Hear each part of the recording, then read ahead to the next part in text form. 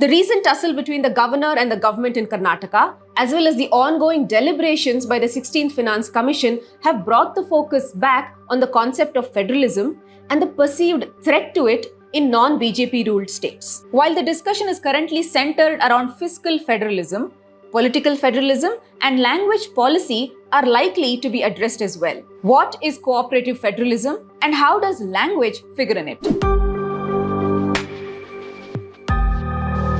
Namaskara, welcome to Decode Karnataka. I'm Nalmen. Come October, the Congress-ruled Karnataka government will host a conclave to form an economic alliance with growth-oriented states. This includes Tamil Nadu, Kerala, Andhra Pradesh, Telangana, Maharashtra, Gujarat, West Bengal, Delhi and Punjab. Among the issues to be discussed will be the unfair devolution of taxes to the states by the centre. Under the 15th Finance Commission, Karnataka's share in horizontal devolution slumped to 3.64% from 4.71% under 14th Finance Commission, leaving the state feeling marginalised. Since the Siddaramaiah-led Congress government assumed power in Karnataka, it has repeatedly raised this contention under the Our Tax, Our Right campaign and even staged a protest in New Delhi in February. Similarly, from the naming of new laws to the national education policy, Karnataka has expressed strong reservations about the various ways in which federal harmony is being disrupted. To add fuel to fire, the celebration of Hindi Divas in union government-owned banks, departments and companies has reignited the debate around Hindi imposition, which many argue goes against the federal structure of the constitution. While Kannada organizations and activists have been accused of countering this with an aggressive assertion of regional pride, fault lines have also deepened in the IT city, which has been witnessing occasional Kannada versus Hindi language wars. Social media also seems to be doing its part to make the former feel undermined and the latter feel unwelcomed. Joining us for the conversation around this today is A. Narayana, Professor of Public Policy and Governance at Azim Premji University, Bengaluru. Hi sir, welcome to the show. The past weekend saw the launch of Save Federalism, a people-led movement which seeks to fight for the identity, rights and tax shares as far as states are concerned from the centre. Why has such a movement become necessary at this point? First of all, thank you for having me on this show. It's an important issue, the question of federalism. Now, your question is why Save Federalism movement now in Karnataka? I would say that there are three dimensions to this problem. One is a linguistic cultural dimension, another is an economic dimension, and then there is a political dimension too.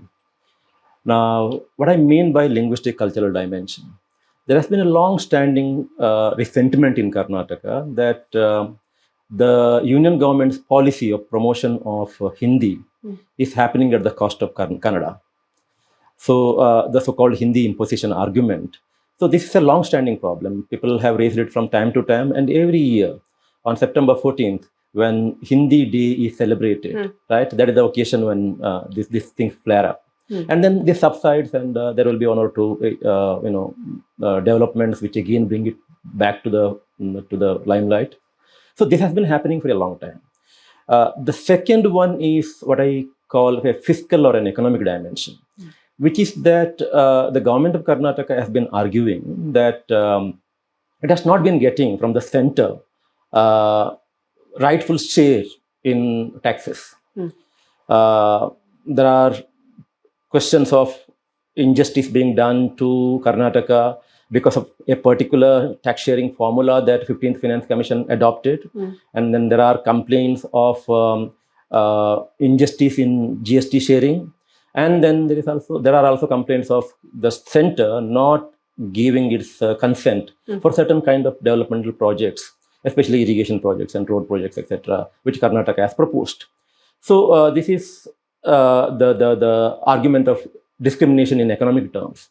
And the third one is a political one, which is very recent one, which is that now politically, the ruling Congress in Karnataka is saying that the governor's office is being abused to destabilize the elected government in Karnataka. And this has happened, this tension between the state government and the governor, who is a representative of the President of India, but in reality the center, has been happening in many states. And post Lok Sabha elections, this has come up in Karnataka. Now, certain cases of corruption involving the chief minister, allegations of corruption involving chief minister, have dragged the governor's office into this discussion. And Karnataka is also saying now that, look here, there is a great injustice being done to this state by the center's efforts to destabilize an elected government in Karnataka. So the cultural dimension, economic dimension, and the political dimension together has created a feeling that a great injustice is being done to Karnataka by the center. And so this is the federal issue. So this is the issue relating to center-state relationship. So therefore, a bunch of organizations, now it has gone to the civil society realm. And a bunch of organizations have launched this agitation called Save Federalism. The argument here is that constitutionally, the states are not as strong as the union government is, and the constitutional framers did it deliberately. However, the constitution provides for some kind of delicate balance, both in administrative terms and in economic terms, and that balance has been rudely shaken now. They say because of all that I said earlier, right? So they want some kind of balance to be restored, one. Secondly, very interestingly, I don't know whether you have noticed it, one of the organizations, I think it's Decode Karnataka or some organization, it has gone to the extent of demanding that the term federalism should figure in the preamble of the constitution. Because that is one thing which the Keshavananda Bharati judgment has identified as the basic structure, part of the basic structure. Federalism is part of the basic structure of the constitution, but it doesn't figure in the preamble. Now, amend the constitution to make this more balanced so that the states are also as strong as possibly the center, and then corollary to this, add term federalism in the preamble. So the things are moving in this direction now. So this is the cumulative effect of all that I said earlier: the linguistic, cultural dimension, the political dimension, and the economic dimension. I mean, not overall a cooperative federalism, but at least next month, fiscal federalism is going to be in focus when close to 10 what has been called progressive states are expected to meet here in Bangalore to discuss the inadequate and unfair fund distribution to states. And they propose to form what is to be called an economic alliance of sorts. What can we or should we expect from an alliance like this, where at least fiscal federalism is concerned? Okay. Now, this pertains to only the fiscal dimension or economic dimension that I mentioned earlier. So the argument of the states has been that the constitutional scheme of devolution of funds between the union government and the states has not been adhered to in its spirit, right? Yes, this came up especially after the recommendation of the 15th Finance Commission. Now, in the 15th Finance Commission, some of the states which have been able to control their population, the states which have been able to register higher rates of economic growth, these are the criteria in the devolution scheme which would work, which will work against the state's share. So if you have controlled population, now you have smaller population. So the argument here is that you have smaller population, therefore we'll give you less. Or if you have larger income, then the argument is that anyway you are rich, therefore we will reduce your share. So this, of course, there is a rationale behind that. But then the states have been arguing that we have been discriminated against so much that the rightful share is not coming to us. Now, what constitutes this rightful share is a matter of debate, right? And I think this is happening at this moment because the 16th Finance Commission is framing the formula for the future devolution. Now, they want to ensure that what happened in the past, what they identify as problems or mistakes in the previous recommendations or the 15th Finance Commission's recommendation should not repeat with the 16th Finance Commission. I think this is more of a precautionary measure because once the Finance Commission submits its report and then the center accepts it, then it will be too late for making any amendments. That is what the Finance Minister said earlier. Look here, you are crying for, saying that you are not getting your rightful share. But that is something the Finance Commission decides, not the center. Now, therefore, this time they are, I think, more careful, and they are doing this exercise to bring pressure to convince the Finance Commission to take care of the concerns of the states. Okay. Where does the issue of imposition of one language and language policy figure in this conversation about maintaining federal harmony? Yeah. So, first of all, we have to see why Kannadigas use the term Hindi imposition, right?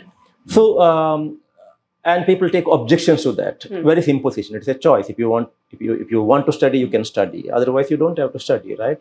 However, people here are of the opinion that, as I mentioned earlier, promotion of Hindi, promotion of Hindi takes different forms. For example, when you go to a bank, the forms will be in English and Hindi and not in Kannada. Yeah. Of course, now some certain things have changed, but certain things have also continued. Yeah.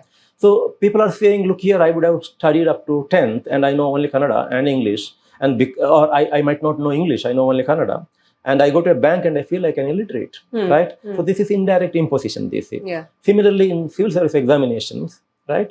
So in the preliminary examination, you can write either in Hindi or in English.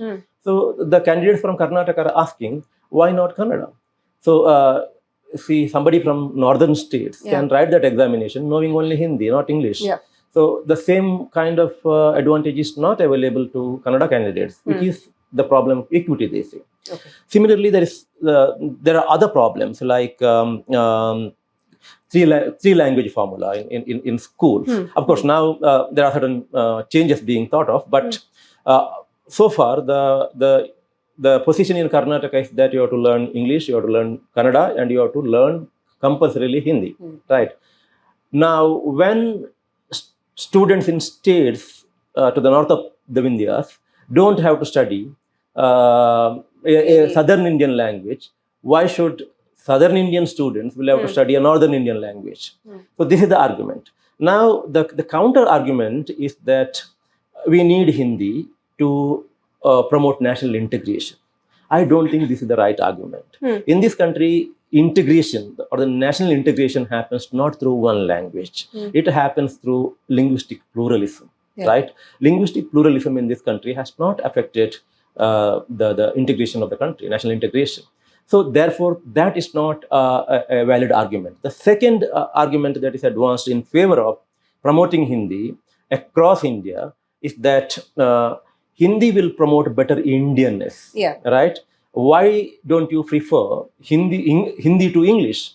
English is a foreign language. Hindi is an Indian language. But again, I won't accept this argument that you need Hindi to become more Indian.